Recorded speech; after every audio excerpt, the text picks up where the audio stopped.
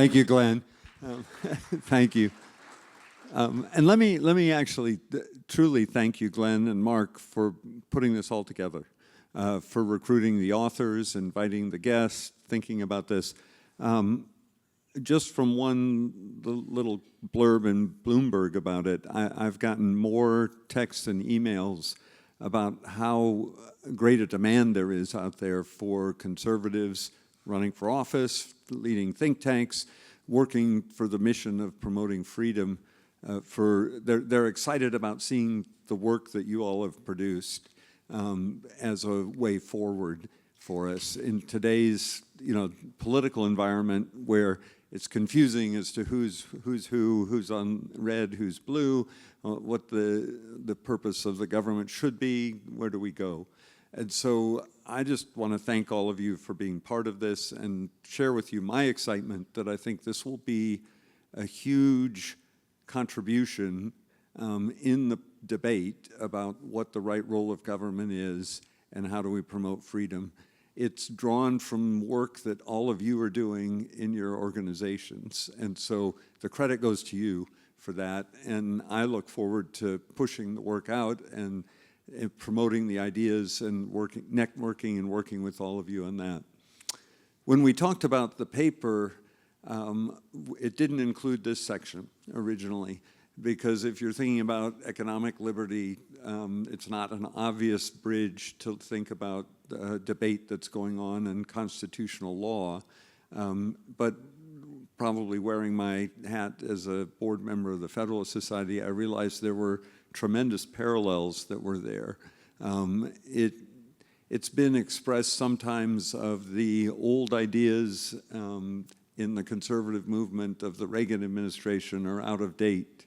I heard Mike Needham say that to me at one point a few years ago. And we need to have a new approach. We need to change our principles to fit the times. Same thing as Adrian Vermeule, the author of Common Good Constitutionalism, is making that argument that the Mies and Scalia ideas of original intent and original meaning that have transformed the way intellectuals approach and the courts approach constitutional law is now outdated and doesn't suffice for the conservative movement. And the rebuttal, which is in some ways what we're about here, is the same. No, it's not a matter of old or new ideas. The ideas of limited government, the ideas of free market and international trade, and the blessings that they bring to all of mankind are ancient ideas that have had a recent rebirth in the late 20th century with Ronald Reagan and Margaret Thatcher, and continue to point the way for human progress. And one of our donors who makes a lot of money running an options market pointed out to me some statistics he saw that if you look at where mankind is over the breadth of several thousand years and the last 200 years since we've had the Industrial Revolution and free markets, we've lifted what only a few small, tiny top of the society could be considered to be not in poverty, and we've lifted it out where in countries like the United States, everybody is essentially lifted out of poverty, but in countries around the world that were impoverished, we're seeing 20, 30, 40, 50% of the population living out of poverty today because of the blessings of free market capitalism. And I would argue a key part of that is the rule of law. The debate that's taking place in the law is whether conservatives should adopt essentially what I think of as a liberal position, that we have a living or a flexible constitution that can be updated and that conservative judges should use that flexibility to impose conservative results. My professor, Antonin Scalia, Justice Scalia, argued that no, we need to be limited in the judiciary to interpreting the law as it was originally meant.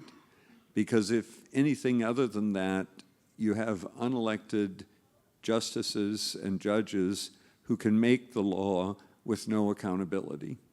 And the imposition of someone's preferences who you agree with is no better for society than the imposition of someone's preferences you disagree with. And so he cautioned us always, you won't always like the results of originalism, but it will maintain and restore the balance of powers that our founders created in the Constitution by having the judiciary stay in its lane, essentially, be constrained to its proper function of interpreting the laws and applying it. That problem of the branches getting out of their lane is one of the reasons we have the mess on the regulatory state that the last panel just discussed. You have Congress that has, I think inappropriately, delegated authority on policy making that amounts to legislation to unelected bureaucracies with no accountability. We're starting to see proposals in that area to try to correct that. The courts are considering removing the deference standard by reversing Chevron. And Congress is considering, at least the conservatives are proposing, to restore some of its role through the REINS Act that would take that Congressional Review Act and reverse the presumption so that a major rule doesn't go forward until Congress affirmatively passes it through a legislative process. That would restore accountability where Congress has to vote on it.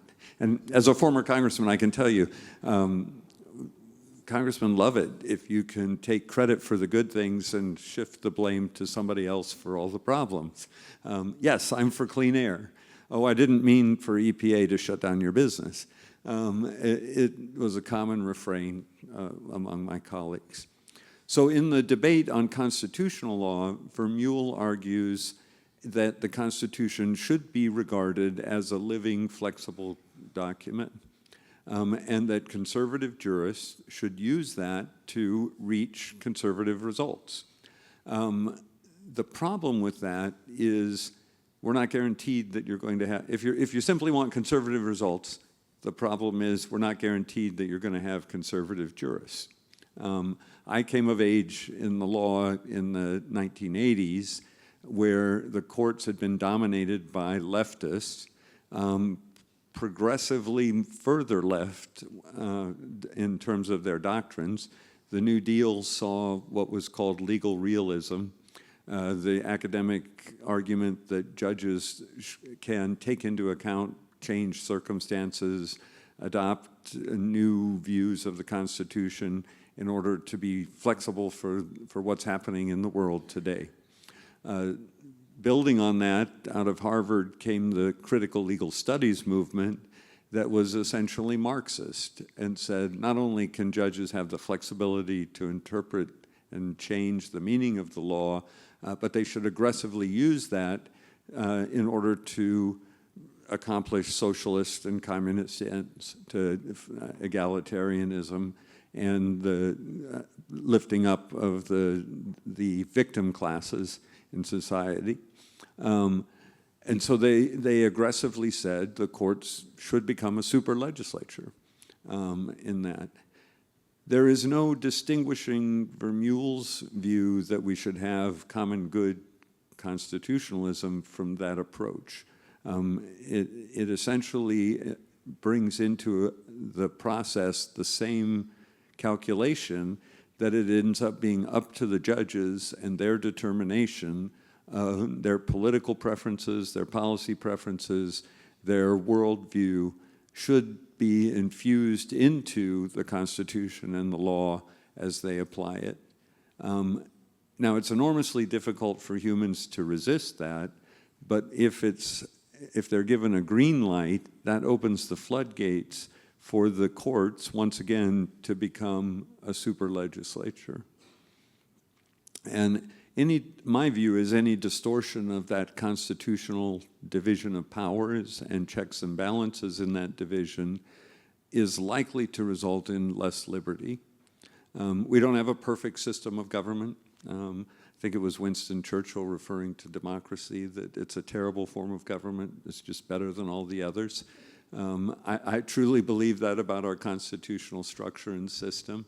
We have self-correcting mechanisms in it, the amendment process, that are intentionally difficult to do.